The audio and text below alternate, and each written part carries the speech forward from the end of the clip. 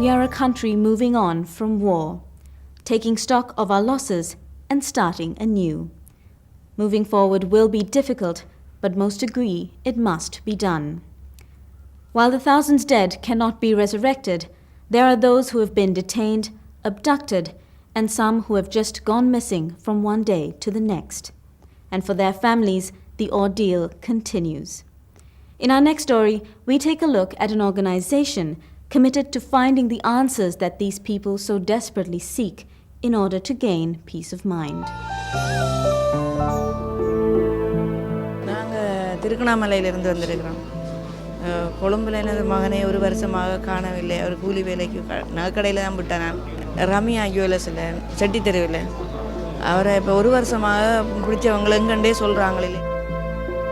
என்னோட மகன் வெளிநாடு போகிறதுக்கு 2006ஆம் ஆண்டு 16ஆம் தேதி 10ஆம் மாதம் ரயிலில் வெளிக்கிட்டு கொழும்பை நோக்கி வந்து கொண்டிருக்கேங்க. கொழும்புக்கு ரயிலில் ஏறி இருக்கிறார். அதுக்கு பிறகு அவர்கிட்ட தொலைபேசி வேலை செய்யலை. இப்போ நாங்கள் வீட்டிலேருந்து எடுத்து பார்த்தா அது பிறகு சிங்களத்தில் ஆன்சர் பண்ணியிருந்து பிறகு நாங்கள் இந்த இடம் எல்லாம் தேடி அலைஞ்சு இன்னும் ஒரு தகவலும் இல்லை. என்னுடைய மகன் 2007ஆம் ஆண்டு 2ஆம் மாதம் 1ஆம் தேதி போலீஸால் வந்து பேலியாகூட போலீஸ்லேருந்து வந்து ஒரு கம்ப்ளைண்ட் இருக்குது, நாங்கள் கூட்டிகிட்டு போயிட்டு உடனே அனுப்புகிறோம்னு கூட்டிகிட்டு போனவங்க தான். நான் இப்போ வீட்டில் இல்லை, வைஃப் மட்டும்தான் இருந்தால். சரி கூட்டிகிட்டு போட்டு எனக்கு கால் பண்ணி நான் உடனே பேலியாகூட போலீஸுக்கு போனேன். பேலியாகூட போலீஸுக்கு போனால் இங்கே யாரும் நாங்கள் அப்படி யாரையும் கொண்டுட்டு வரல, இப்படி யாரும் இல்லைன்ட்டாங்க. From the north and east, from the hill country, from the south, from Colombo. These are the parents, wives, children, siblings and friends of the disappeared. Some are believed to be in prisons or detention centers, others have no known location. Though they come from different parts of the country, these people are bound by the common experience of the shock and grief of not knowing the whereabouts of their loved ones. The Civil Monitoring Commission, set up in 2006, has been attempting to follow up on some of these cases. Made up of activists and parliamentarians, the Commission has documented several cases of disappearances and illegal detention and has regularly presented their findings to the government and called for action. I call upon the government to immediately dismantle all the illegal detention centers conducted by paramilitary groups and release those who are detained immediately so that they can go home. I also call upon the government to release the details, totally, the details of the people, of the detainees who are held at Colombo, Anuradhapura, Batiklo, Jaffna prisons and also at the Busa detention centers, the Deep South. While the phenomenon of disappearances in Sri Lanka goes back to the 80s and the 90s, the number of reported incidents once again increased in 2006. Many of those present at this event are family members of people who were taken away during this period.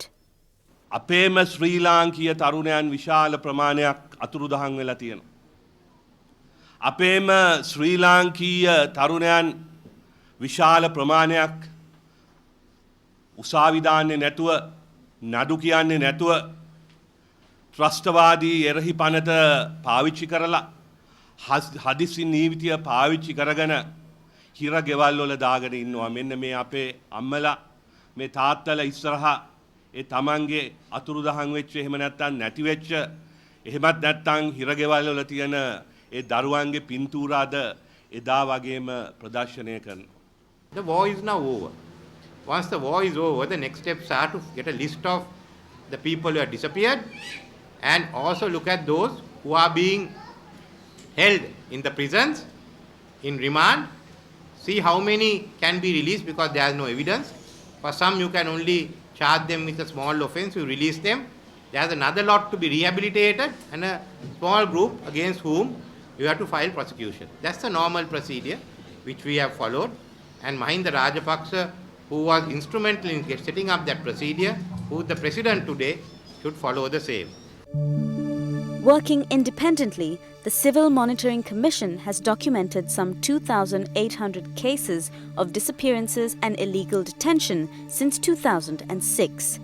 They, together with other international and Sri Lankan human rights groups, have been pressurizing the government to investigate these incidents and hold the perpetrators accountable. Although the families of the disappeared say little is being done to help them find their relatives, the government says it is taking adequate action to address the issue. Now, with regard to that issue, I must tell you that we have a ministry, that is Human Rights Ministry, is coordinating the whole thing. And you know, in that kind of a situation, the investigations are very necessary. Anyone can say from outside that these are small matters and this can be settled or find clues within a short period of time. Actually speaking, we have to get certain information. And we have found out that some have made a complaint of disappearance just to go with his loved one or girlfriend.